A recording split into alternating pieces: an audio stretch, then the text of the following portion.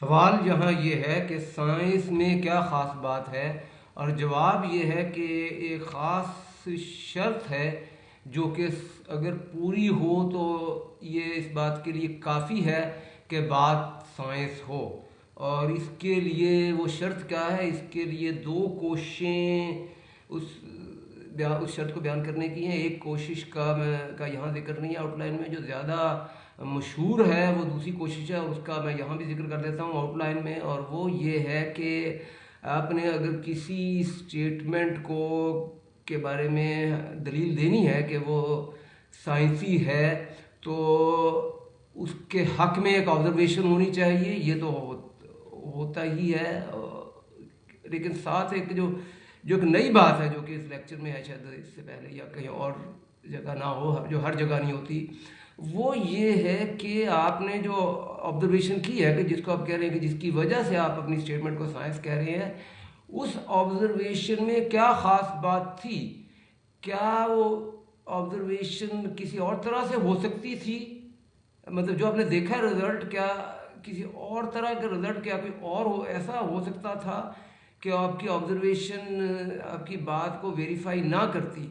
तो अगर तो ये है, इसके मतलब है अगर ऐसी बात है कि हो सकता है आपकी ऑब्जर्वेशन वेरीफाई ना करती लेकिन असल में वेरीफाई किया है, तो इसका मतलब है कि आपने चेक कर लिया है कि आपकी बात चेक की जा सकती थी और असल में भी वो ठीक है। तो ये दोनों शर्तें ज़रूरी हैं।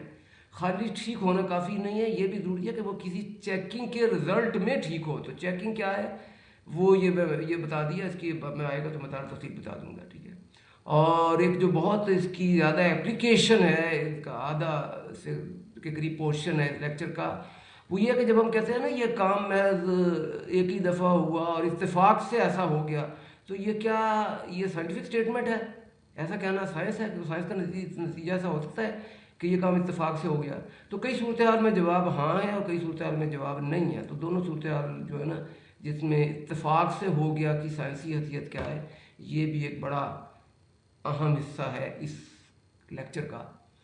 तो अब असल कंटेंट का स्टार्ट करते हैं। तो उसमें असल कंटेंट में पहला सवाल ये है कि वो जो मैंने शर्त बताई है ना कि साइंसी शर्त होने के लिए, वो असल में दूसरी है और वो कार्ल पॉपर की है, जिनका मैं तारुफ कराता हूँ, ठीक है। लेकिन इससे पहले एक शर्त जो है जो मैंने खुद सोची है वो ये कर दें कि फिर इसके बाद इसमें चेंज करके पॉपर की शर्त को मैं मुतारिफ कराऊंगा। तो जो मैंने खुद सोची है या ये खुद मैं एक्सपीरियंस से सोची है, हो सकता है दूसरे लोग जो साइंस का काम कर रहे हैं उनके जहन में भी हो, लेकिन शायद अल्फाज में मैंने किसी में नहीं देखी। बल ये मेरी है या अंडरस्टूड है, जो भी है। एक तरीका ये हो सकता है कि साइंस होने के लिए जो काफ़ी शर्त है उसको बयान करने का एक तरीका ये हो सकता है कि अगर आप दो या दो से ज़्यादा ऑब्जर्वेशन करें, और वो ऑब्जर्वेशन तो दिखाई देती हैं। अब साइंस जिसको हम कहते हैं ना, वो आमतौर पर साइंस में ऐसे कॉन्सेप्ट होते हैं जो खुद दिखाई नहीं देते। तो साइंस होने का जवाब, साइंस होने की शर्त पूरी करना से मुराद यही है कि जिन चीज़ों को आप देख नहीं सकते उनके लिए शर्तों की जरूरत है ना। जिनको आप देख सकते हैं उसके लिए तो शर्त की जरूरत ही नहीं है। तो सवाल फिर ये बन जाता है कि जिसको आप देख सकते हैं उसको आप क्यों देख नहीं सकते, सॉरी, जिसको आप क्यों मानते हैं। तो जवाब यह है कि अगर जिसको आप देख नहीं सकते, जैसे मतलब ग्रेविटी है, कश्य शकल है, ज़मीन ज़मीन अपनी तरफ खींचती है, उसकी एक कुव्वत है, अगर उसका ताल्लुक दो ऐसी हालतों से है जिनको आप देख सकते हैं, अब इस हालत से भी और इस हालत से भी, दो या दो से ज़्यादा, तो अगर ये साइंसी एक्सप्लेनेशन है तो इसका इन दोनों से लॉजिकली एंड मैथमेटिकली कोई ताल्लुक होगा, पहली ऑब्जर्वेशन से भी दूसरी ऑब्जर्वेशन से भी। और इन दोनों को मिलाएं तो फिर इसका मतलब हुआ कि ये जो दोनों है ना, ये अगर इस ग्रेविटी के रूट से इनका ताल्लुक है तो इनका आपस में भी डायरेक्ट ताल्लुक है, जो मैंने पिंक कलर से दिखाया, और पिंक का मतलब है लॉजिकली मैथमेटिकली ताल्लुक है। तो ये एक शर्त है। और दूसरी शर्त ये है कि मतलब पहली शर्त ये है कि ये दो ऐसी ऑब्जर्वेशन होनी चाहिए कि जिनका ताल्लुक आपकी जो अनदेखी चीज़ है वो भी बता सके, अनदेखे कॉन्सेप्ट। अच्छा, और उसके बाद जाहिर है कि ये इन्हें कामयाब भी होना चाहिए। तो कामयाब दिखाने के लिए मैंने हरा रंग इस्तेमाल किया है कि जो साइंस ने ताल्लुक बताया, जो कि अनदेखी चीज़ साइंस के कॉन्सेप्ट ने ताल्लुक बताया, वो असल ऑब्जर्वेशन, और असल ऑब्जर्वेशन को मैं हमेशा हरे रंग से दिखाता हूँ, असल ऑब्जर्वेशन भी वही हो। और अगर अच्छी साइंस है तो ये बिल्कुल एक जैसा होना चाहिए। ज़रा सा अगर फ़र्क भी है वो तो मैंने सिर्फ दिखाने के लिए, वरना तो एक दूसरे के ऊपर होते तो शायद आप दो मुख्तलिफ रंग पहचान ना सकते। वरना आइडिया ये है कि ये एग्री होना चाहिए, और थोड़ा बहुत वैसे फ़र्क होता भी है, साइंस में एरर भी होती है, ठीक है। तो ये तो है कि दो चीज़ें होनी चाहिए। और दूसरी शर्त ये है कि ये जो शर्त है वो एक्सपेरिमेंट के ज़रिए वेरीफाई भी होनी चाहिए ये ऐसे। और इसकी मिसाल जो है वो यही है कि जो ज़मीन में जो कुव्वत है जो चीज़ों को अपनी तरफ खींचती है, उसको आप देख नहीं सकते, लेकिन उसके, इस मिसाल को मैं कह रहा हूँ, उसके दो असरात आपने देख लिया, और दो असरात का जो ताल्लुक है वो भी आपको साइंस ने प्रिडिक्ट कर दिया, और फिर ताल्लुक यानी ये पिंक में मैथमेटिक्स में, और फिर आपने ग्रीन में उसको वेरीफाई भी कर लिया। तो फिर आपने ये कहा कि ये जो जिस कॉन्सेप्ट ने हमें ये प्रिडिक्शन दी और वो प्रिडिक्शन ठीक साबित हुई, वो कॉन्सेप्ट भी ठीक होगा, या आप उसमें उस कॉन्सेप्ट में आपका जो उसको मानना है, जैसे बिलीफ कहते हैं, वो आपका बनना शुरू होता है। और अगर इस तरह की कई वेरिफिकेशन होती जाए तो आपका बिलीफ ज़्यादा से ज़्यादा मजबूत होता रहता है। और मैं फ़िलहाल साइंटिफिक बिलीफ की बात कर रहा हूँ, या लफ्ज़ बिलीफ इधर था। अच्छा, ये तो है, इसे आप जो भी कहें, ये शर्त मतलब एक साइंस करने वाले को वैसे पता है, लेकिन ये कहीं लिखी हुई पब्लिश अभी तक नहीं है। लेकिन इसी को में एक तरह सी चेंज कर लें तो पॉपर की शर्त बन जाएगी। पॉपर 1902-1994 में इनकी सबसे पहली जो किताब है वो जर्मन लैंग्वेज में 1939 में के करीब हुई थी। और फिर उसके बाद दूसरी जंग अजीम के बाद ये इंग्लैंड में सेटल हो गया, तो इनको जर्मनी में, ऑस्ट्रिया भी जर्मन स्पीकिंग कंट्री है, तो ऑस्ट्रियन ब्रिटिश फिलोसफर कहा जाता है। और ये एक राय ही है कि 20वीं सदी में और अभी भी 21वीं शामिल करके साइंस के सबसे बड़े फिलोसफर जो है ना वो पॉपर है। एक राय हो सकता है कईयों की इससे मुख्तलिफ राय हो, लेकिन ये राय पॉपर के बारे में भी एनसाइक्लोपीडिया ब्रिटानिका वगैरह में भी इससे मिलती जुलती बातें हैं। एनीवे, ये जो पॉपर की जो बात है वो जो मैंने पिछली स्लाइड में की, उससे इस तरीके से किया जा सकता है कि मैंने पिछली स्लाइड में दो ऑब्जर्वेशन की बात की थी, पता है, वो दो जगहों पर मैंने हरा रंग दिखाया था। अब पॉपर काम का फ़ायदा ये है कि आपको दो ऑब्जर्वेशन नहीं करना पड़ेगी। अब ये देखिए, मैंने जो ऑब्जर्वेशन की गेंद के बारे में, उसमें तो एक दफ़ा देखने और दो दफ़ा देखने में कोई खर्चा नहीं आता। लेकिन सपोज आपको एक एक्सपेरिमेंट कर रहे हैं जो कि बहुत महंगा है, तो दो दफ़ा एक्सपेरिमेंट करने के बजाय अगर एक दफ़ा एक्सपेरिमेंट करें और दूसरे एक्सपेरिमेंट की कसर लॉजिक से ही पूरी हो जाए, तो ये बड़ी कंट्रीब्यूशन तो है ना। तो ये मैंने जो बैकग्राउंड बनाई है उसके मुताबिक पॉपर की कंट्रीब्यूशन ये बनती है कि एक तो आप असल ऑब्जर्वेशन करें और दूसरी आप मुमकिन पॉसिबल ऑब्जर्वेशन करें कि ये भी हो सकती थी, ये भी हो सकती थी, लेकिन असल में ये है। तो अगर आप बता सकें कि ये भी हो सकता था और असल में ये है, तो दो शर्तें पूरी हो गई। इसमें कुछ लिखा भी आ जाए, ठीक है। तो ये पॉपर के मुताबिक दो शर्तें जो पूरी हों तो फिर ये काफ़ी शर्त है, सफिशिएंट कंडीशन है साइंस होने के लिए। अच्छा, दो मैंने इधर दो लिखा है और दो ये दोनों हरे रंग से मैंने रंग से कहा है। दो में से पहली शर्त, दूसरी शर्त तो ये ऑब्वियस है, इसकी पॉपर के लिए स्पेशल नहीं, हर कोई कहेगा कि जो आपकी वेरिफिकेशन है वो असल में देखी हो। लेकिन पॉपर ने जो एक बात की, जो कि सर पॉपर नहीं की, दूसरों ने शायद नहीं की, दूसरे आमतौर पर इससे पहले नहीं कर रहे थे, वो ये है, जो दूसरी जो ख़ास पॉपर के साथ है शर्त, वो ये है कि आप एक दूसरी ऑब्जर्वेशन बता सके जो कि लॉजिकली मुमकिन हो। असल में ये बात बताए, ज़्यादातर ये साइंस के ख़िलाफ़ निकलेगी, यानी उसका हो सकती हो। ये असल में बात, ये जो दूसरी ऑब्जर्वेशन है ये असल में नहीं होनी कि इसका साइंस से एग्रीमेंट आप तलाश करते फिरें। आपने बताना है कि लॉजिकली ये भी हो सकता था, जो केस आपकी जो स्टेटमेंट है उसको गलत साबित कर देती। ये बार बार याद रखिएगा, इसका मतलब ये नहीं है कि उसने असल गलत साबित किया।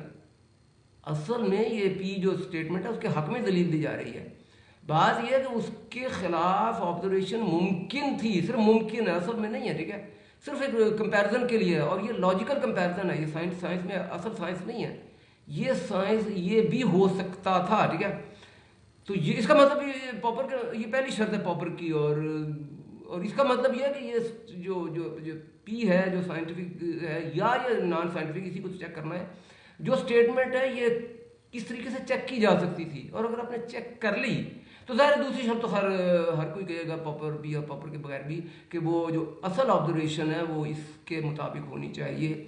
तो ये दूसरी शर्त है, और अगर ये दोनों शर्तें पूरी हो गई तो स्टेटमेंट है। इसको आपने पहले ये भी चेक कर लिया कि इसे टेस्ट किया जा सकता था इस कंपैरिजन के जरिए, और फिर आपने ये भी चेक कर लिया कि वो टेस्ट में वो कामयाब भी है, तो इसका मतलब है कि ये साइंटिफिक है। और वो बात है अभी तक, फ्यूचर में क्या होगा ये मैं बाद में देखता हूँ, ठीक है।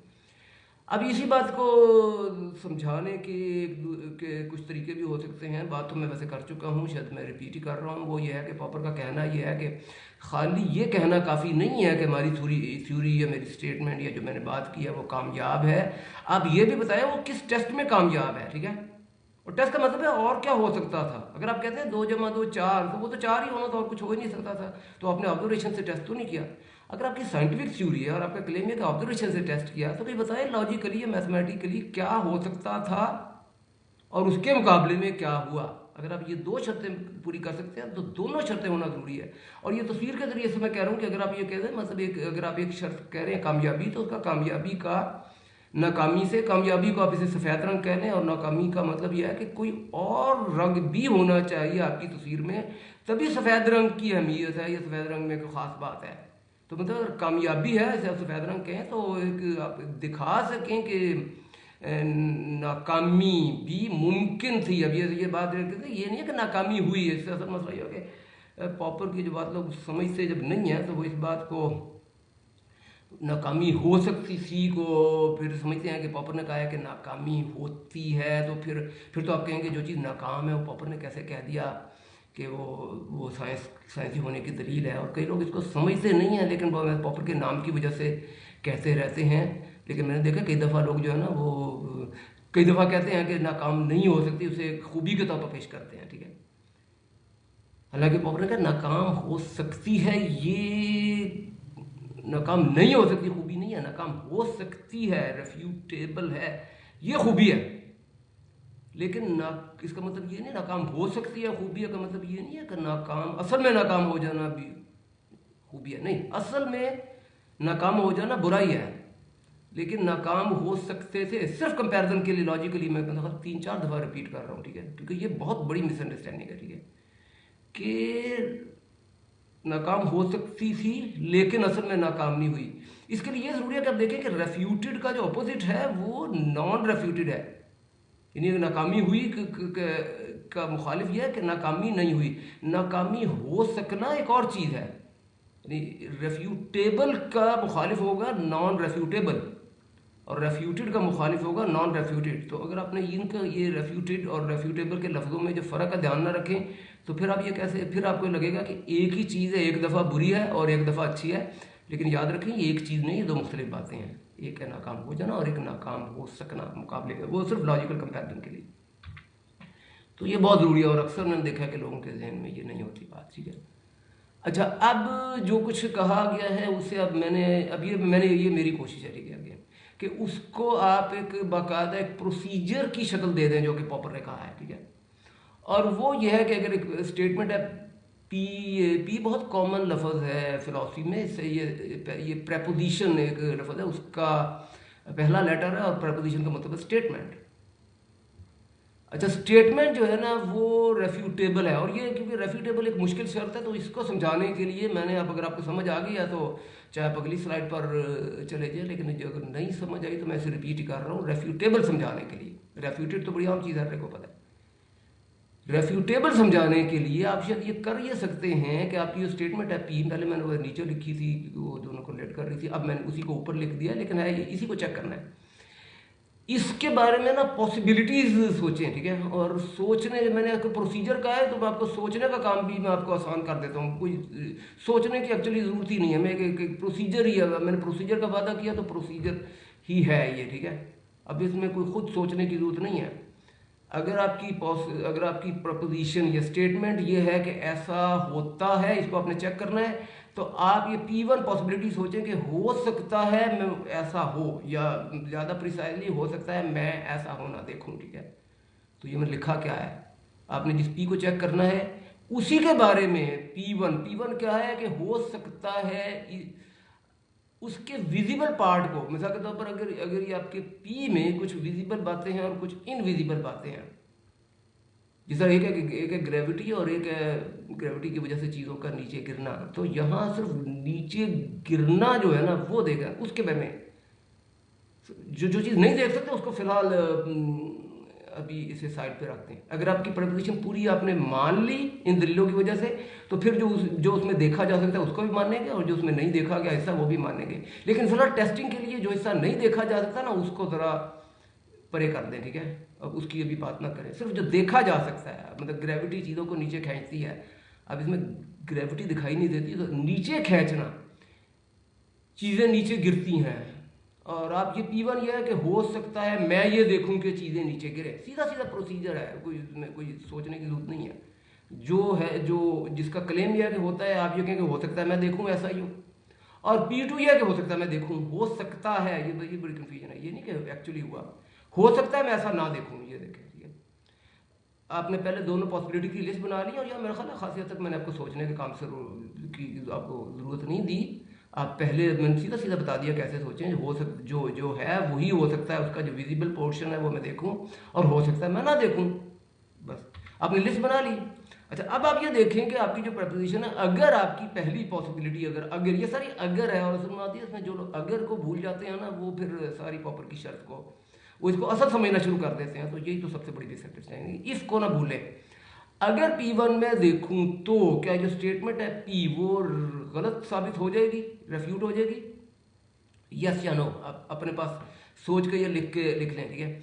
अगर तो यहीं आपका जवाब यस है, यानी रेफ्यूट हो जाएगी, तो फिर आपको P2 पर जाने की जरूरत ही नहीं है, ठीक है। लेकिन जैसे मैंने बनाया था P1 वो तो हमेशा P के हक में है, तो यहाँ तो वैसे असल में तो रेफ्यूटेशन होगी नहीं। आपको P2 रेफ्यूटेशन देखने के लिए कहाँ मिलेगी? आपको P2 देखना पड़ेगा। P2 यह था कि हो सकता है ये ना हो, तो हो सकता ना हो, तो इसका मतलब है कि जो P है आपका वो रेफ्यूट हो जाएगा, वो गलत हो जाएगा। और अगर ऐसी बात हो तो इसका मतलब है कि आपने जो P रेफ्यूट हुआ किसके ज़रिए? P2 के ज़रिए, ठीक है। अच्छा, अब ये जिस तरीके से मैंने कहा है उससे आपको तो लगेगा कि दुनिया की हर स्टेटमेंट जो है ना वो इस तरीके से चेक की जा सकती है, क्योंकि हर स्टेटमेंट के लिए P2 मौजूद होगी और P2 उसको रेफ्यूट कर सकती है। तो इसका मतलब इसको रेफ्यूट करना मुमकिन है और हर स्टेटमेंट रेफ्यूट होगी। अब असल सवाल ये बन गया कि ये जो है ना, मतलब इसके रेफ्यूट हो सकना तो कोई हैरत की बात नहीं है, ठीक है। असल सवाल यह है कि ये कैसे मुमकिन है कि स्टेटमेंट कुछ ऐसी हो कि उनके लिए जिस तरीके से समझ लीजिए P2 है ही नहीं, क्योंकि अगर P2 होगी तो फिर तो रेफ्यूट हो जाएगी, रेफ्यूट होना मुमकिन होगा। लेकिन कई दफ़ा ऐसी है, क्या ये मुमकिन है कि रेफ्यूट होना मुमकिन ही ना हो? तो समझ ये हैरत की बात बन गई है कि ये कैसे हो सकता है कि स्टेटमेंट ऐसी हो कि उसको आप उसकी वायलेशन देखना लॉजिकली मुमकिन ही ना हो। ये कैसे हो सकता है? तो उसका जवाब ये है कि अगर तो आपकी स्टेटमेंट क्लियर है और क्लियरली बयान की गई है, ठीक है, फिर तो जो मेरे पिछली स्लाइड में थी वो बातें होंगी। P1 उसके हक में होगा और P2 मुखालफत में होगा, और मुखालिफ होना पॉसिबिलिटी होगी और वो रेफ्यूट हो सकती है और सब कुछ ठीक होगा। लेकिन ये बातें उस वक्त अगर पूरी नहीं हो सकती, इसका मतलब P में कोई खराब, आपकी स्टेटमेंट में कोई खराबी है, वो क्लियर नहीं है। ये मैंने अपने चैनल का नाम भी रखा है ना, क्लियर थिंकिंग। वो भी असल में ये है कि क्लियर होना चाहिए। अगर क्लियर है तो फिर तो रेप्यूटेबल होगी और चेक की जा सकती है सब कुछ। असल मसला ये होता है कि दुनिया सारी बातें क्लियर नहीं करती, ठीक है। दुनिया जो है ना पता नहीं किस किस तरह की बातें करती हैं। कुछ बातें जो है ना लोगों की पसंद होती है, कई बार उनके जज्बात भी होते हैं, कई बार इवन उनकी इमेजिनेशन होती है, और पता नहीं किसकी वजह से ये बहुत सारे, अब ये पर्सनल बातें मैं ज़्यादा शायद ना ही करूँ। असल बात लॉजिकल बात यह है कि कई बार बात वाज़ेह नहीं होती, इस वजह से ये जो है ना, जो बात आपको लग ही नहीं रही कि हो सकती है, वो लोग जान के करते हैं या ना जान के करते हैं। अगर मिसाल के तौर पर इस तरह की आपकी बात क्लियर ना हो, ठीक है, और क्लियर ना होने का मतलब यह है कि वो उसे आप जान ही नहीं सकते। मिसाल के तौर पर अगर ये कहें कि बहुत सारी यूनिवर्सेस हैं और उनको हम जान नहीं सकते, तो ये बात आपकी जो थी वो जान, इसका ऑब्जर्वेशन के साथ कंपैरिजन मुमकिन ही नहीं है, क्योंकि आपने कह दिया बात ऐसी है जो कि जानी नहीं जा सकती। तो अगर आपने बात इस तरह की कर दिया तो वो अनहोनी हो जाएगी। आप अभी तक मैंने कहा था ना कि हर एक का ऑब्जर्वेशन के साथ कंपैरिजन करके एक्सेप्ट या रिजेक्ट हो सकेगा, लेकिन आपने कंपैरिजन की इजाज़त ही नहीं दी। आपने कहा हम उनको जान ही नहीं सकते। तो जिस चीज़ को आप जान ही नहीं सकते उसके लिए P2 ऑब्जर्वेशन से उसकी रेफ्यूटेशन या उसकी नाकामियाँ क्या दिखाएंगे, वो तो उसे चेक किया ही नहीं जा सकता, जाना नहीं जा सकता, तो जाना नहीं जा सकता तो उसकी नाकामी को भी जाना नहीं जा सकता। तो ये पॉपर ने कहा है कि बज़ाहिर जो खूबी लगती है ये असल में खूबी नहीं है, ये तो आपकी स्टेटमेंट साइंटिफिक रही नहीं है, ठीक है। या फिर ये एक और मिसाल ये हो सकती है कि जी रिमोट हिस्ट्री में ऐसा आप कहें कुछ ना कुछ हुआ, आपको पूछे कि क्या हुआ तो आप जवाब में आप कहें जी ये तो मुझे नहीं पता क्या हुआ, तो कुछ ना कुछ हुआ। तो अब इसे कुछ ना कुछ को आप कैसे ऑब्जर्वेशन से कंपेयर करेंगे, ठीक है। ऑब्जर्वेशन में तो कुछ होता है और आपने जो दावा किया उसमें कुछ है ही नहीं, तो फिर क्या कंपैरिजन होगा। तो वही बातें जो कि लगता था ना कि ये मुमकिन कैसे है कि चीज़ें रेफ्यूट ना हो सके, अगर इस तरह के काम करें लोग तो फिर ये भी हो जाता है कि वो चीज़ चेक ही ना हो सके। अच्छा, या फिर कई बार इस तरीके से हो सकता है कि आप ये कहें दे कि जी अगर ये शर्त हो तो तुम कामयाब हो जाओगे या तुम फेल हो जाओगे, लेकिन जो शर्त है वो ऐसी है कि जिसको आप देख ही नहीं सकते, तो आप कभी जान ही नहीं सकते कि वो शर्त कभी पूरी होगी कि नहीं होगी। तो ये तकरीबन वही अननोनेबल वाली बात हो जाती है, ठीक है। और वो ये है कि आप ये कह दें कि जी कोई ना कोई साजिश आपके ख़िलाफ़ या आपके मुल्क के ख़िलाफ़ या आपके लोगों के ख़िलाफ़ कोई ना, आपने बताया नहीं कौन सी साजिश, कोई ना कोई साजिश होगी। तो अगर वो साजिश की जाए आपके ख़िलाफ़ तो आपसे अब ये ना बताया कौन सी साजिश है, भाई कोई ना कोई लोग साजिशें कर रहे हैं और अगर उनकी साजिशें उन साजिशों की वजह से आप नाकाम होते हैं, ठीक है। अब पॉपर ने जो हिस्ट्री में जो सबसे पहले अपनी जो किताब में सबसे पहले जिसको जिसको टारगेट बनाया था वो यही था कि कार्ल मार्क्स और ये सोशलिज्म और बाद में कम्युनिज्म के नाम से रहा है, उन्होंने यही कहा था कि मजदूर तबके के ख़िलाफ़ सरमायादार लोग कोई ना कोई साजिश करते हैं। वो ऐसा उन्होंने रखा था कि जब भी बात हो हमेशा वो कोई साजिश बताते नहीं, जो भी साजिश ज़रूरत करने पर बात अपने सख्त करने के लिए फर्जी साजिश बनाना पड़े वो उसे कर लेते हैं। हो सकता है ऐसा साजिश हो सकता है ये साजिश होती हो। पॉपर ने पॉइंट आउट किया कि ये हो सकता है साजिश नहीं, आप या तो असल बात बताएं या फिर आप इसे बात को मान लें कि आपकी बात साइंटिफिक नहीं है। अच्छा, एक और बात ये अगला ये मैंने ये भी कहा है कि दूसरा मसला ये बन सकता है कि वो डिस्क्राइब कुछ ना करे, और वो ये है कि यहाँ वैसे आप कुछ अभी तक तो बातें थी जो मैं कह रहा हूँ तो जो लोगों को नहीं करनी चाहिए। अब ऐसी बात है जो कि लोग करते हैं लेकिन वो है, और मैं ये आपको मेरे ख्याल में कहता है और आइंदा भी है कि नॉलेज सारा साइंस तक लिमिटेड नहीं है। और पॉपर ने जो फर्ज फिलहाल जिस तरह मैं पढ़ा रहा हूँ वो साइंस की निशानी है। तो हो सकता है एक हो नॉलेज लेकिन वो साइंस ना हो, मतलब ये भी हो सकता है, ठीक है। और वो ये है कि एक मिसाल के तौर पर वो सर्कल की डेफिनेशन है।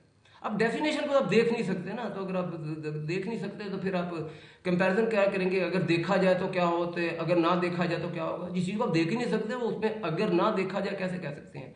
तो सर्कल की डेफिनेशन है, अगर ये डेफिनेशन है तो फिर इसका मतलब ये ऑब्जर्वेशन से चेक नहीं हो सकती। तो पॉपर का तो काम है ऑब्जर्वेशन से चेक करना, अगर किसी और तरीके से चेक करने के जो है वो एक इम्कान मौजूद है, वो साइंस से ज़्यादा वाइडर हो सकते हैं फ़िलासफ़ी, और वो भी मेरे आई थिंक 9वें या 10वें लेक्चर में होगी, लेकिन फ़िलहाल मैं बात साइंस की कर रहा हूँ। तो जो डेफिनेशन है या मैथमेटिक्स है या मैथमेटिक्स की डेफिनेशन है वो ऑब्जर्वेशन से चेक नहीं हो सकती, इसका मतलब वो साइंस नहीं है। ये पॉपर के ख्याल के मुताबिक कुछ और लोगों में थोड़ी बहुत एक माइनॉरिटी ओपिनियन है, यहाँ से एक डिसएग्रीमेंट भी है जिसका मैं बाद में जिक्र है मेरे ख्याल 9वें या 10वें लेक्चर में। अच्छा, आखिरी जो मिसाल इस वक्त मेरे जहन में मैंने जो देखी हैं या जितनी जितनी भी पढ़ी हैं उसमें एक और कैटेगरी जो देखी है मैंने, वो ये है कि अगर एक स्टेटमेंट ऐसी है कि हक में होना और ना और उसके खिलाफ होना दोनों ही आपने स्टेटमेंट में शामिल कर दी हैं, तो फिर उसकी खिलाफ वर्जी कैसे होगी। अगर आपने कहा हैवी थिंग या नीचे गिरती है या नीचे नहीं गिरती, तो अब क्या मुमकिन है कि इसकी खिलाफ वर्जी हो। अगर अगर नीचे गिरी तो भी आपने अपनी स्टेटमेंट में शामिल कर दिया, ना गिरी तो भी खिलाफ वर्जी नहीं होगी क्योंकि आपने स्टेटमेंट के अंदर ही इसको भी शामिल कर दिया। तो अब इसकी खिलाफ वर्जी कैसे आप देख सकते हैं, ये बहुत क्रूशल लफ्ज़ है कि आप देख सकते हैं कि बात करें एक्चुअली क्या होना, ये मैं बाद में करता। तो ये सारी चीज़ें जो इनकी किसी की खिलाफ वर्जी आप देख नहीं सकते, और क्योंकि खिलाफ वर्जी देख नहीं सकते तो इसको आप याद रखिए, अब ये मतलब कि ये खूबी है कि खामी है। अब आप समझे कि खिलाफ वर्जी नहीं, आप बस इतना लफ्ज़ को समझे आपको लगेगा ये खूबी है। पॉपर का कहना है खिलाफ वर्जी नहीं, बात मुकम्मल करें, खिलाफ वर्जी नहीं देख सकते, इसका मतलब आप उसे चेक नहीं कर सकते। अब ये साइंटिफिक नहीं हो सकती। तो ये जो है ना, ये जिसको आप समझ रहे थे कि वो खाबी है या खूबी है, वो उसका अपोजिट हो गया, ठीक है। और ये मैं एक और पॉइंट आउट कर दूं बात चांस के टॉपिक शुरू करने से पहले, कि ये आप याद रखें कि आपने जब पॉसिबिलिटीज़ की लिस्ट सोचनी है P1 और P2, लाजमी नहीं है कि मेरे तरीके से आप कहें कि जी P को ही P1 बना दें और उसी के अपोजिट को P2 बना दें। आप किसी और तरीके से भी सोच सकते हैं, लेकिन याद रखिएगा ये अपने पर शर्त ना लगा दें कि सारी पॉसिबिलिटी साइंस के अंदर हों। हाँ, मैं ये कोर्स साइंस का नहीं है। क्या मुझे साइंस के एक रिजल्ट के बजाय दूसरा रिजल्ट बताना शुरू कर दें और तीसरा रिजल्ट बताना शुरू कर दें? ये साइंस के बारे में है। जिस तरीके से एक घर है ना, उसके बारे में बताना है घर घर कैसा है, तो कई बार आपको घर से बाहर जाकर देखना होगा घर कैसा है। अब घर के अंदर ही मुझे ना बताना शुरू कर देंगे एक कमरा है तो दूसरा कमरा भी हो सकता था। मतलब इसकी मिसाल ये है कि अगर ये कहूँ कि आपने चेक करना है कि water boil at 100 degree centigrade at sea surface, आम ऊंचाई पर पानी 100 डिग्री पर उबलता है, तो ये तो स्टेटमेंट है। और इसकी जो P1 होगा वो ये है कि मैं देखूं कि 100 डिग्री पर ही पानी उबले, और P2 होगा कि मैं ना, हो सकता है मैं ना देखूं ऐसा हो। अब ये जो ना देखना है ना, ये साइंस की खिलाफ वर्जी, ये ध्यान रखें, साइंस की खिलाफ वर्जी नहीं है, साइंस की खिलाफ वर्जी के बारे में सोचना है, असल में खिलाफ वर्जी नहीं करनी। लेकिन ये जरूरी है खिलाफ वर्जी सोचना, किसके बारे में? खिलाफ वर्जी। अब इसे साइंस के अंदर ही ना मुझे बता दिएगा कि घर है और घर के दूसरे कमरे नहीं, घर से बाहर जाएं, साइंस की खिलाफ वर्जी का सोचें। असल में नहीं, असल में तो साइंस की खिलाफ वर्जी का कोई क्लेम नहीं है। अब अगर साइंस के अंदर ही बताना शुरू कर दें, मैंने 100 डिग्री कहा, मैंने सी सरफेस कहा था, आपने इन तफसीलात का ख्याल नहीं किया और आपने ये कह दिया कि साइंस के अंदर एक 100 डिग्री के अलावा भी रिजल्ट है कि जी 68 डिग्री है किसी खास ऊंचाई पर, तो साइंस के साथ कंपैरिजन आपने कर दिया। ये काम नहीं करना। साइंस के बाहर, घर से बाहर जाकर देखें घर कैसा है। तो साइंस की खिलाफ वर्जी से, अगर P1 साइंस के मुताबिक है तो P2 साइंस की खिलाफ वर्जी होगी। और आपने साइंस की खिलाफ वर्जी असल में क्लेम नहीं करनी। साइंस की खिलाफ वर्जी के बारे में सिर्फ पॉसिबल इम्कान है, हो सकता है साइंस की खिलाफ वर्जी हो सके, ठीक है। अभी कई दफ़ा भेज रहे, ये बात बहुत मिसअंडरस्टैंडिंग होती है तो मैं कई दफ़ा रिपीट कर रहा हूँ, हो सकता है ये गैर जरूरी हो आपकी बातें। तो अच्छा, एक अब मुझे दो रिजल्ट मेनली करना है। एक तो मैंने जैसे कहा चांस, और चांस से पहले एक जो चीज़ है वो ये है कि अभी तक मैंने कोर्स में लॉजिक पढ़ाया और इंडक्टिव रीजनिंग भी पढ़ाई। तो इंडक्टिव रीजनिंग और उसके बाद पॉपर की ये शर्त पढ़ाई। तो ये जो 5वां लेक्चर था इंडक्टिव रीजनिंग, तो ये जो पॉपर की जो शर्त है ये इंडक्टिव रीजनिंग को शामिल करती है, ठीक है। तो अगर आपने ये शर्त पढ़ ली पॉपर की इस लेक्चर में, तो फिर आपको एक तरह से देखा जाए तो 5वें लेक्चर की या इंडक्टिव रीजनिंग की ज़रूरत नहीं है। अगर आप इस जो यहाँ शर्त पढ़ाई जा रही है अगर आप ये कर दें, तो यही शर्त इंडक्टिव रीजनिंग को भी शामिल कर लेगी। तो इंडक्टिव रीजनिंग पर भी यही शर्तें पूरी होती हैं, वो रेफ्यूटेबल है। और असल में इंडक्टिव रीजनिंग, इसमें इंडक्टिव आप जनरलाइज करना, तो क्या जनरलाइज करना चेक किया जा सकता है? तो आंसर यस है। और आपको मैं सोचने का टाइम देता हूँ, लेकिन मैं ज़्यादा टाइम नहीं दे सकता, कि ये मैं आपको जस्ट पॉइंट आउट कर दूँ कि इसकी जो इंडक्टिव रीजनिंग की वायलेशन की बात तो असल में हो चुकी है, कि जो उसी के अल्फाज ये थे कि इसकी वायलेशन इंडक्टिव रीजनिंग की नहीं होनी चाहिए। लेकिन अगर ये कहा था कि नहीं होनी चाहिए, तो इसका मतलब ये है कि हो सकती है, तभी तो नहीं होनी चाहिए। अब तो चाहे इस तरह कहा था कि नहीं होनी चाहिए, लेकिन उसका मतलब यही था कि हो सकती है की बात की थी, फिर कहा था कि वो जो हो सकता है वो नहीं होना चाहिए। इसका मतलब है इम्कान सोचा था कि वायलेशन हो सकती है, तो P2 मौजूद थी। तो इंडक्टिव रीजनिंग जो है ना, कोई जनरलाइजेशन जो है ना, वो चेक किया जा सकता है। और अगर चेक में कामयाब हो तो इंडक्टिव रीजनिंग साइंस है। बस मसला सिर्फ यह है कि सारी साइंस इंडक्टिव रीजनिंग नहीं है, वरना इंडक्टिव रीजनिंग। और अब अगर आप ये जो पॉपर के जो क्लेम है ये सारी साइंस के बारे में है, तो ये एक बड़ी चीज़ है, इंडक्टिव रीजनिंग इसके अंदर शामिल है। अच्छा, अब जो है ना, मैंने जो एक दूसरा हिस्सा बार अनाउंस किया था वो है चांस। आप इसे कहेंगे कि जी मैं उर्दू हिंदी में आप ये कहें कि जी मैं ये इत्तेफाक से हो गया। अच्छा, अब चांस जो है ना, अभी इंग्लिश, क्योंकि इंग्लिश में बाकायदा ये चीज़ें छपी हुई हैं, तो या तो मैं इंग्लिश के ही लिखने में तो ये वाला दूंगा, बोलने में मैं तर्जुमे साथ कर सकता हूँ। स्टैनफोर्ड में का इंसाइक्लोपीडिया फिलासफी, जो कि फ़िलासफ़ी का सबसे रेप्यूटेड इंसाइक्लोपीडिया, उसके अंदर एक एंट्री है चांस वर्सेस रैंडमनेस। उसके अंदर लिखा है कि चांस कोई टेक्निकल टर्म नहीं है, बस लोग इस्तेमाल करते हैं और जब लोग इस्तेमाल करते हैं तो वो जब चांस को कहते हैं तो वो सिंगल केस प्रोबेबिलिटी को चांस कहते हैं, लेकिन होनी चाहिए ऑब्जेक्टिव, यानी वो पर्सनल ओपिनियन ना हो लेकिन फिर भी सिंगल केस हो। अब ये लफ्ज़ों की मैं आपको थोड़ा अहमियत बताता हूँ, हो सकता है आपको यहाँ से सबको समझ ना आए, ठीक है। पहले तो मुझे बताना प्रोबेबिलिटी क्या होती है, हो सकता है कुछ लोगों के लिए ये नई बात हो। जो प्रोबेबिलिटी है वो टेक्निकल टर्म है, याद रखिएगा, चांस टेक्निकल टर्म नहीं है। प्रोबेबिलिटी तो जो फिजिक्स के स्टूडेंट है वो तो जानते हैं कि प्रोबेबिलिटी बाकायदा एक क्वांटिटी है जो कि मॉडर्न फिजिक्स में क्वांटम मैकेनिक्स की थ्योरी से देती है और ये सब कुछ है। तो प्रोबेबिलिटी टेक्निकल टर्म है, तो पहले तो प्रोबेबिलिटी को समझ लें क्योंकि ये क्लियर होगी कि साइंटिफिक स्टेटमेंट क्लियर होती हैं या होनी चाहिए। चांस टेक्निकल टर्म नहीं, ये क्लियर नहीं है, लेकिन क्योंकि बहुत इस्तेमाल होता है तो लिहाजा इसके ऊपर मेरा ख्याल हम वक्त ज़ाया नहीं कर रहे कि इसको, या कम से कम हम अगर वक्त लगा रहे हैं तो पॉपुलर की शर्त को सीखने के लिए एक मिसाल पर वक्त लगा रहे हैं। तो पहले प्रोबेबिलिटी को कहते हैं जो कि क्लियर है, ठीक है, जो कि टेक्निकल टर्म है। और प्रोबेबिलिटी यह है कि मिसाल के तौर पर आप कहते हैं कि ये कॉइन है तो उसको टॉस करें तो दोनों साइड की प्रोबेबिलिटी 50-50% है। अब इसका ये टेक्निकल टर्म है, इसका बाकायदा एक मतलब है, सीधा क्लियर मीनिंग है। चांस का तो इतना क्लियर मीनिंग नहीं है लेकिन प्रोबेबिलिटी का क्लियर मीनिंग है। आपने एक तरह प्रिडिक्शन की है कि अगर आप बहुत ज़्यादा दफ़ा टॉस करें, अब ये कैसे करें, ये टेक्निकलिटी है, आज के दौर में कंप्यूटर प्रोग्रामिंग की मदद से काम किया जा सकता है, लेकिन बात फिलहाल मैं बात कर रहा हूँ अगर के साथ। अगर आप ज़्यादा दफ़ा करें तो ये बाकायदा प्रिडिक्शन है, और मेरा ख्याल आपको ये अंदाज़ा हो गया होगा कि प्रिडिक्शन का लफ्ज़ हो तो साइंस हो जाती है। प्रिडिक्शन है कि अगर आप, बल्कि प्रिडिक्शन असल में यह है कि अगर आप इन्फिनिट दफ़ा, लामतनाही दफ़ा आप एक सिक्के को उछालें तो आधी दफ़ा एक साइड आएगी, आधी दफ़ा दूसरी साइड आएगी। अब असल में तो आप इन्फिनिट दफ़ा नहीं उछाल सकते, तो ये टेक्निकल डिटेल्स हैं, लेकिन अगर आप इन्फिनिट दफ़ा नहीं उछाल सकते और आपने हज़ारों लाखों करोड़ों दफ़ा उछाया तो आपकी जो एक्चुअल जो आप उसके बारे में आपकी प्रिडिक्शन ये होगी कि तकरीबन ये बात ठीक होगी। तो कुछ प्रिडिक्शन तो है, तो ये बातें होगी, तो प्रोबेबिलिटी तो होगी टेक्निकल और बड़ी क्लियर बात। अब चांस जो कि क्लियर नहीं है, ठीक है, टेक्निकल नहीं है, उसको कई दफ़ा हम ये कहते हैं कि मिसाल के तौर पर सिंगल केस में बता दूं एक लफ्ज़, सॉरी, सिंगल केस का मतलब है, ये देखिए कॉइन के बारे में मैंने कहा था अगर बहुत दफ़ा उछालें तो फिर इसका बहुत दफ़ा का मतलब ये बहुत दफ़ा केस है, ये सिंगल केस नहीं है। सिंगल केस होगा एक दफ़ा उछालें, या एक साइड आ गई या दूसरी साइड आ गई। अब यहाँ तो आपकी चांस ने कुछ बताया, इसको मैं बाद में देखता हूँ, फिलहाल मैं एक और मिसाल लेता हूँ।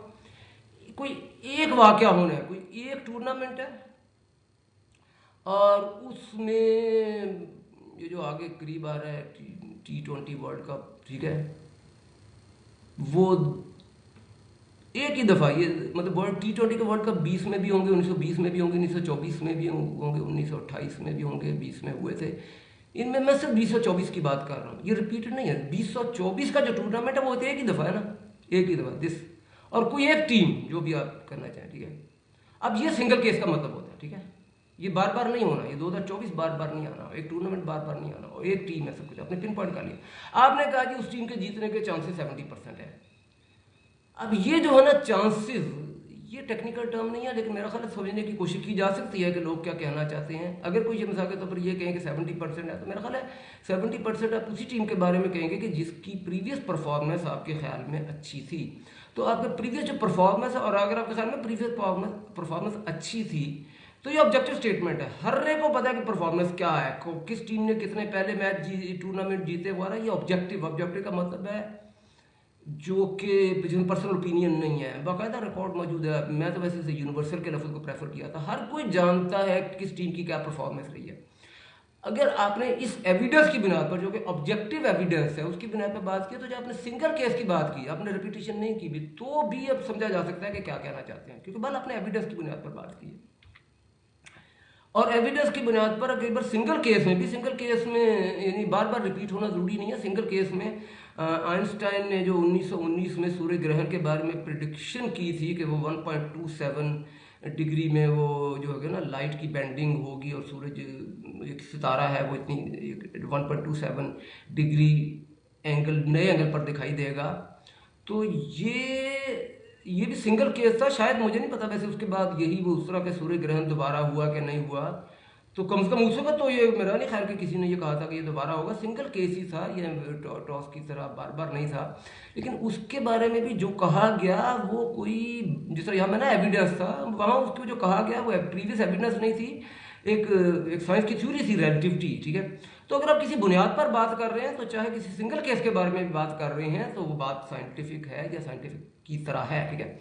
लेकिन अब मैं उस बात पर आता हूँ कि अब आप, कोई आपके पास प्रीवियस रिकॉर्ड नहीं है, कोई एविडेंस नहीं है, कोई थ्योरी नहीं है, जैसा रिलेटिविटी थ्योरी थी, कोई परफॉर्मेंस का आपको नहीं पता कि कौन सी टीम अच्छी कौन सी बुरी। सपोज आप, मैं किसी ऐसी गेम के बारे में बात करूँ जिसके बारे में मैं कुछ नहीं जानता और मेरे से पूछे कि जी इसमें टीमें ABCD कौन जीतेगा, और बता दें कि C जीत गया, तो मैंने कहना जी वो बस इत्तेफाक हो गया, क्योंकि मुझे तो कुछ पता नहीं था।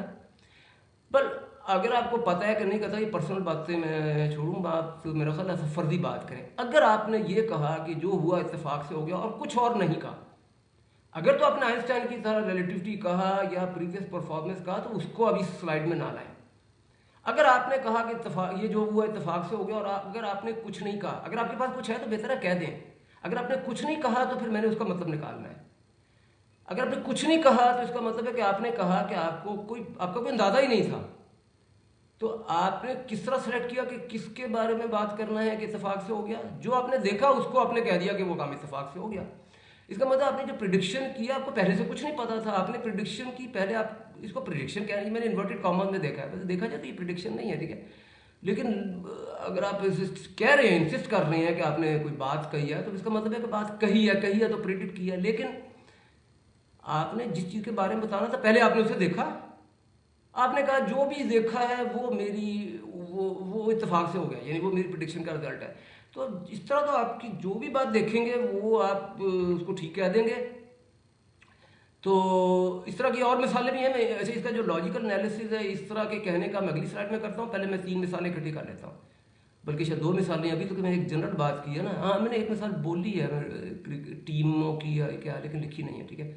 एक दूसरी मिसाल जो कि मैं लिख रहा हूँ वो ये है कि अगर आप कहें जी यूनिवर्स बन गई चांस से, ठीक है, चाहे साइंटिफिक थ्योरी का कोई नाम भी ले दें कि जी साइंटिफिक थ्योरी कहती है चांस से, अब वो ये एक अलग बात है। अगर कोई आपका ऐसा सवाल है कि आपको लगता है साइंटिफिक थ्योरी कहती है चांस से, तो बेहतर है कि आप मेरे से ना यूट्यूब पर या फेसबुक पर आप सवाल पूछ लें। मैं बहुत ज़्यादा लंबा नहीं करना चाहता लेक्चर को, ठीक है। मैं फिलहाल ये कह रहा हूँ, आपने कहा कि जी चांस, चाहे आप साइंटिफिक थ्योरी का नाम लेकर कहा या नहीं कहा, आपने कहा यूनिवर्स बन गई इत्तेफाक से, बस, ठीक है।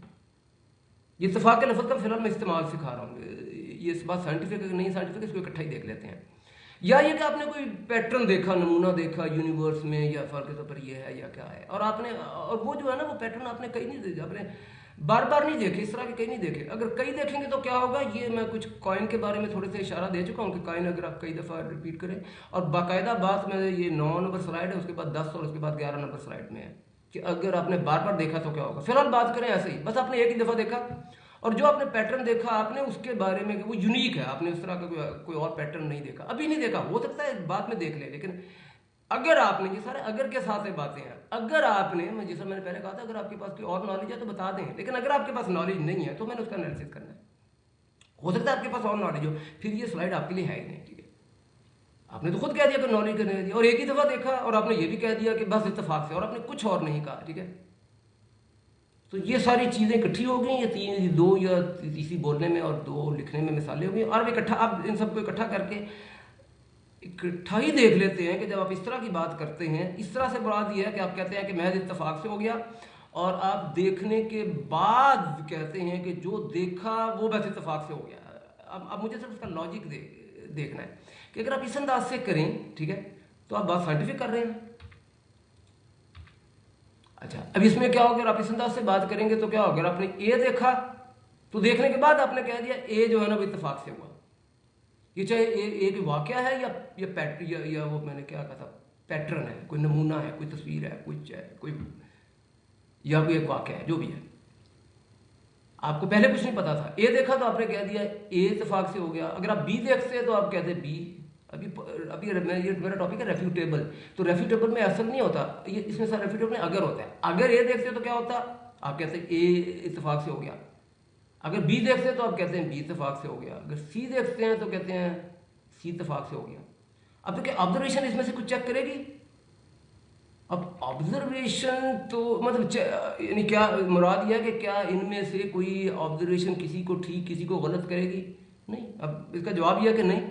और उसकी वजह यह है कि आपने तो पॉलिसी बना दी कि जो भी है देखने के बाद उसे आप कह देंगे कि इत्तेफाक से हो गया, तो फिर तो चाहे ए देखें, चाहे बी देखें, सी देखें, डी देखें, आपकी बात कभी भी गलत नहीं होगी, आपकी बात हमेशा कामयाब है। लेकिन हमेशा कामयाब होने की वजह कोई ऑब्जर्वेशन से हक में बात नहीं है। हमेशा कामयाब यह है कि आपने बात की ही इस अंदाज से थी कि वो चेक हो ही नहीं सकती थी, तो इस वजह से उसका टेस्ट ही नहीं हुआ। तो जो अगर टेस्ट ना हो तो चीज़ हमेशा कामयाब होगी। तो असल बात यह है, इसमें अगर आप लोग इसे कामयाबी के तौर पेश कर रहे हैं तो असल में ये इम्तिहान हुआ ही नहीं है कि जिसमें आप कामयाबी क्लेम कर रहे हैं, ठीक है। और अब मैं इस बात को रिपीट ही करता हूँ कि ये जो है ना, ये जो मर्जी हो आपकी बात हमेशा ठीक होना, आपने इस अंदाज से बात की थी कि हमेशा ठीक होना है, तो इसका मतलब आपने इस अंदाज से बात की थी, उसे चेक नहीं किया जा सकता, ठीक है। तो ये है अगर आपने सिंगल इवेंट के बारे में, अगर कई होंगे ना तो मैं नेक्स्ट स्लाइड में दिखाता हूँ कि फिर आपके पास एक, फिर वो ओनली नहीं है। अगर आपने कहा ना कई कई आपने इवेंट देखे हैं, तो फिर ओनली नहीं है, फिर आपके पास कई इवेंट तो मिलाकर कुछ और दलील भी दे देंगे। लेकिन अगर आपके पास सिंगल देखा है, एक ही दफ़ा देखा है और किसी किस्म की कोई और एविडेंस नहीं है, अगर है तो मैं बता दूँ ये स्लाइडें आपके लिए नहीं है। अगर नहीं है और आपने ये बात कहा कि मैं जो कुछ हुआ इत्तेफाक से हो गया, तो फिर आपने कोई एविडेंस नहीं दी, कोई कुछ नहीं दिया, महज एक लफ्ज़ बोला है, इससे कोई इल्म में इजाफा नहीं हुआ। जिस दिन वो उस लफ्ज़ कोई आप एडिशनल इंफॉर्मेशन देंगे, वो फ्यूचर में आपका साइंसी इल्म हो सकता है। लेकिन अभी आप मानने के महज आपके एक लफ्ज़ कह देने से, चाहे आप साइंटिफिक थ्योरी का नाम भी ले दें, कोई आपका साइंसी इल्म नहीं हुआ, और ये भी कहा जा सकता है कि इल्म तक नहीं हुआ, ठीक है। अच्छा, ये तो बातें हैं कि आपके पास अगर इत्तेफाक के अलावा कुछ भी नहीं था और आपने एक ही दफ़ा देखा है। लेकिन अगर आपने, ये बात अभी मैं कह चुका हूँ कि इस वक्त आपके पास जो अगर आपने एक ही दफ़ा देखा है और आपके पास कुछ नहीं है, तो अभी ये ना कहिए कि आपके पास कोई साइंटिफिक है, ठीक है। अगर यही जो कुछ आपने एक दफ़ा देखा है, अगर फ्यूचर में इस तरह कई देख लें, या कोई और आपके पास दलील आ जाए, या आपके अभी तक आपने जो इत्तेफाक के अलावा कुछ और भी कहना था, अभी तक आपको कहने का ख्याल नहीं आया, अब इस पूरे तनकीद के बाद अब आप वो जो बात अभी आपने छुपाई हुई थी वो भी कह दें, तो फिर ठीक है, फिर उसकी बना तो हो सकता है आपकी बात हो।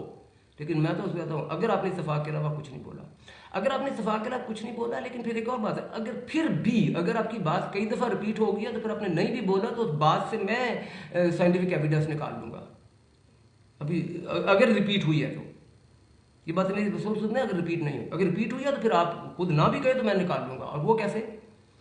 और वो ये है कि अगर फ़र्क करिए, बहुत दफ़ा ये बहुत सारे वाक़यात हैं, आप इसे इस तरह भी कह लें, या आप इस तरह कह दें कि एक कॉइन है, उसको आपने बहुत दफ़ा टॉस किया है, या ये वैसे एक्चुअली वैसे सिचुएशन, वैसे ये जो तस्वीर है ये ज़्यादा मैं खैर नुमाइंदा जो मैं बात कर रहा हूँ, वो ये नहीं है कि आपने एक्सपेरिमेंट किया, आपने देखा है और आपने इकट्ठा देखा है, इसमें बहुत सारे क्या है, ऑरेंज हैं और बहुत सारे ब्लू डॉट्स हैं या क्या है, ठीक है। अब क्योंकि ये कई दफ़ा हुआ है, तो इसकी मुमकिन है कि एक साइंटिफिक एक्सप्लेनेशन हो, ठीक है। और वो साइंटिफिक एक्सप्लेनेशन अगर वो साइंटिफिक होगी तो प्रिडिक्ट करेगी कि इसमें जो ऑरेंज है इनकी रेशो क्या होगी, और जो ब्लू है इनकी जो क्या है येलो है इनकी रेशो क्या होगी, और अगर वाइट है तो उसकी रेशो क्या होगी। अब अगर इसने रेशो, अगर आपकी स्टेटमेंट एक्सप्लेनेशन साइंटिफिक है तो वो रेशो बताएगी, और असल में जो रेशो है ना, अगर वो रेशो मिसाल के तौर पर आपने कहा है जी 40% ऑरेंज होने चाहिए, ये क्या बन रहा है, मतलब 45, अच्छा मुझे खैर ये ऑब्जर्वेशन को नहीं सॉरी देखना चाहिए क्या बन रहा है, मैं फ़र्ज करे कर रहा हूँ, मैं नहीं देख रहा, ठीक है। मैं थ्योरी मेरी कहती है, और मैं देखे बगैर कह रहा हूँ, मेरी थ्योरी कैलकुलेशन कहती है कि मैं सिर्फ इतना देखा ये रंग है, ठीक है। अब मैंने इसके बाद चला गया, मैंने अपनी थ्योरी पर देखा, मेरी थ्योरी ने कह दिया कि 40% ऑरेंज होने चाहिए और 45% येलो होने चाहिए और 20% वाइट होने चाहिए।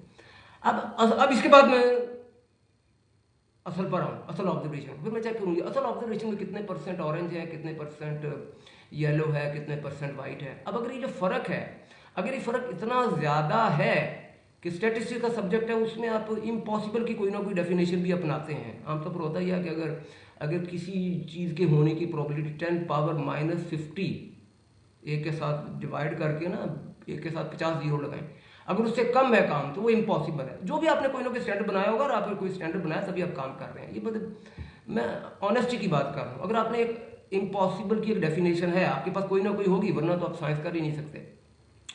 और आपका ये जो है फ़र्क इतना बड़ा निकला है कि मिसाल के तौर पर आपने कहा 50-50 कॉइल में, लेकिन असल में एक साइड आ गई 10% और एक 90% आ गई, या ये कि जो कलर्स हैं जो भी मैंने बात की थी, अगर इतना बड़ा फ़र्क है कि आपकी डेफिनेशन के मुताबिक ये फ़र्क होना इम्पॉसिबल है, तो इसका मतलब ये अगर की बात होगी, मैंने अगर कहा था ना, ठीक है, तो अगर ऐसा हो गया तो इसका मतलब आपने जो 50-50 कहा था, या यहाँ जो मैंने 45% और 10% कहा था, वो बात रेफ्यूट हो जाएगी।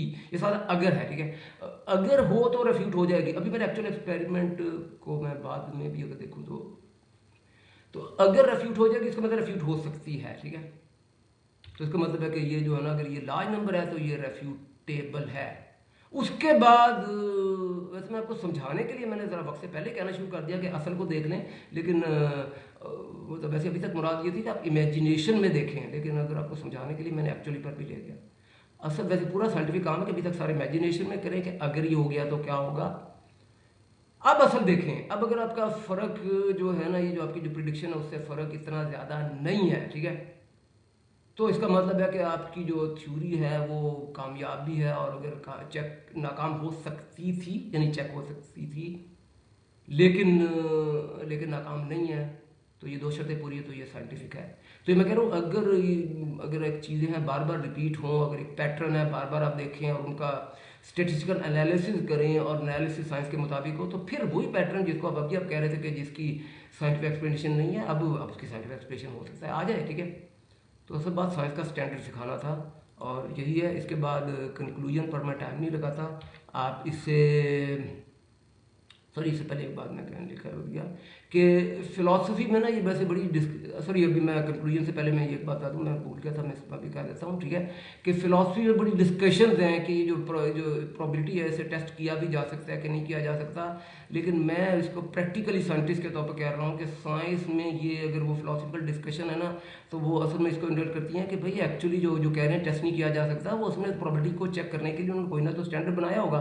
तो ऑनेस्टी ये है कि आप उस स्टैंडर्ड को इस्तेमाल करें, चाहे लॉजिक में या फिलॉसफी में कोई डिस्कशन हो भी रही है उसके बारे में। तो इसके वजह से देखा जाए तो साइंस में, स्टेटिस्टिकल फिजिक्स में और क्वांटम फिजिक्स में प्रोबेबिलिटीज को प्रिडिक्ट होना, ये रिपीटेबल इवेंट्स के लिए चेक करना, ये रूटीन की बात है, और मेरा ख्याल है हज़ारों लाखों करोड़ों अगर अरबों ना हो तो मिसालें मौजूद होंगी। तो उसके बाद फिलॉसफी की डिस्कशन उसका फिलॉसफी पर छोड़ सकते हैं, लेकिन कंसिस्टेंसी ये है कि आप ये काम करते हैं, ठीक है। तो इसको साइंस मानना चाहिए। स्टेटिस्टिकल फिजिक्स साइंस है, क्वांटम मैकेनिक्स साइंस है, हालांकि कई दफ़ा सिर्फ प्रोबेबिलिटी बताती है, लेकिन कोई लार्ज नंबर के बारे में बताती है, तो इस वजह से साइंस है। अच्छा, अब कंक्लूजन है, कंक्लूजन के ऊपर मैं टाइम नहीं लेता। अगर आपने ये देखना है, कंक्लूजन पढ़ने हैं, तो आपको पॉज करके देख लें। यहाँ मैं इसको ख़त्म करता हूँ क्योंकि टाइम पहले खासी लेंथी हो चुकी है वीडियो, ठीक है। तो आपके देखने का बहुत शुक्रिया।